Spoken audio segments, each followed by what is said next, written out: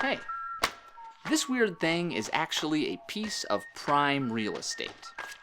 With just a few modifications, it will become a nice summer home for this couple and their children.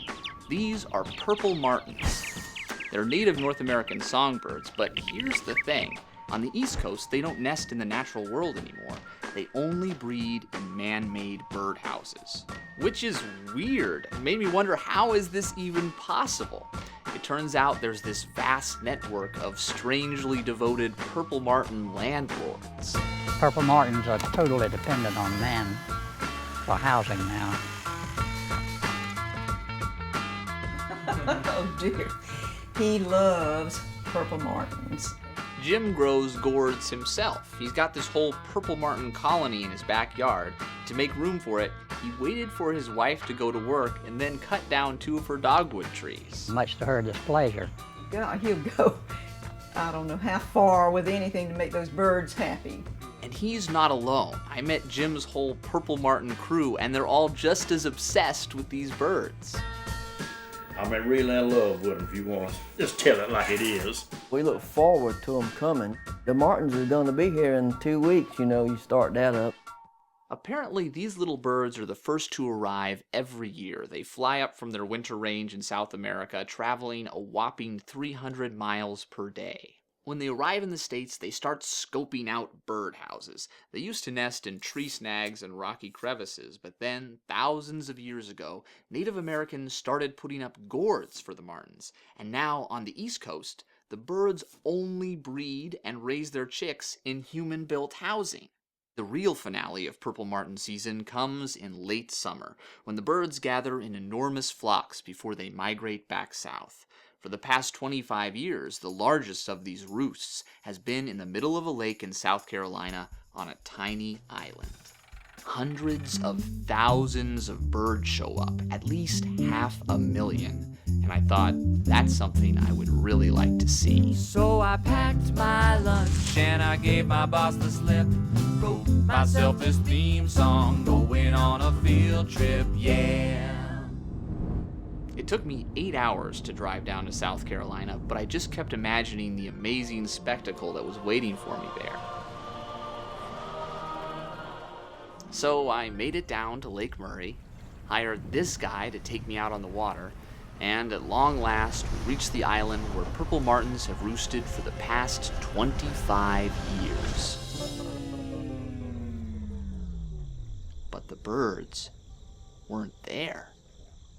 How did 500,000 birds go missing? And was foul play involved? After all, purple martins have been in trouble for a long time, and it all started with a play written by William Shakespeare. Stay with me. In Henry IV, Part 1, a character named Hotspur mentions a starling, and centuries later, Eugene Shefflin, this New York drug manufacturer, had the whimsical idea to bring every bird mentioned by Shakespeare to the United States.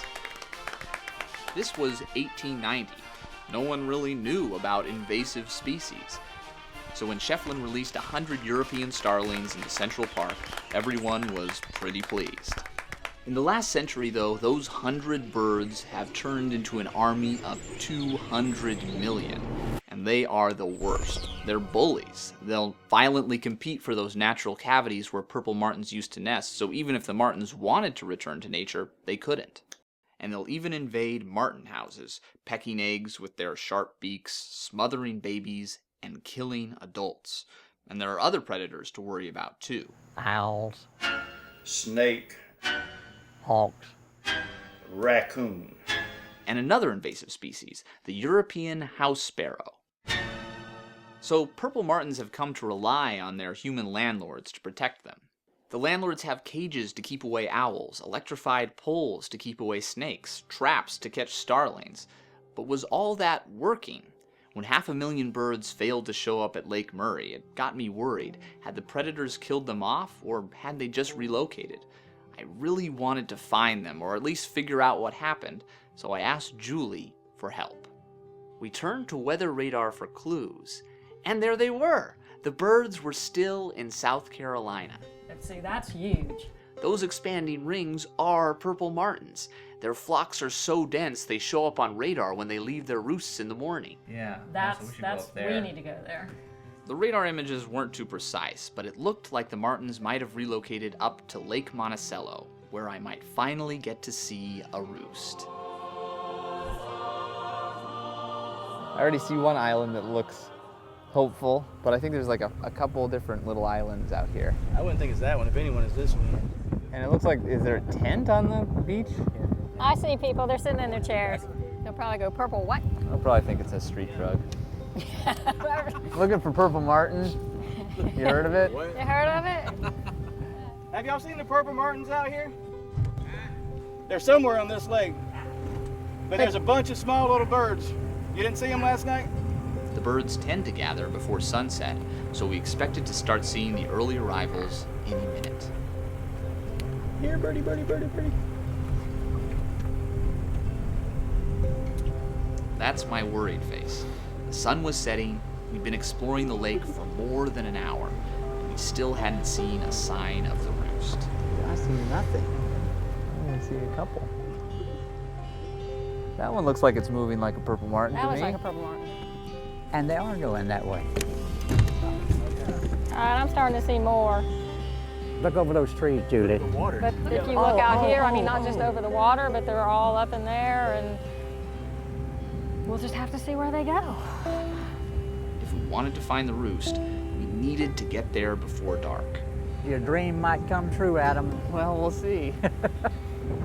Judy, they flying dead ahead of us, whatever's up there. Well, What does that island look like? oh my God.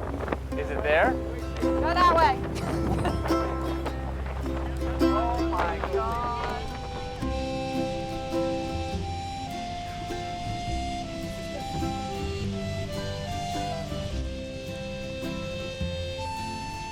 It's still a mystery why the purple martins left Lake Murray, or how they all managed to gather at this new roost site.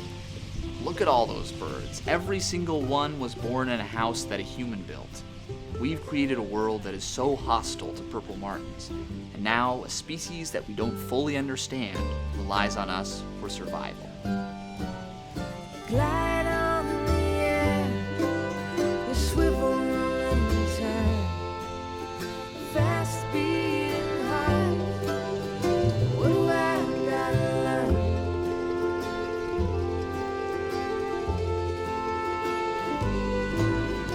Oh, swallow, what did you swallow? You swoop so low, you come and you go.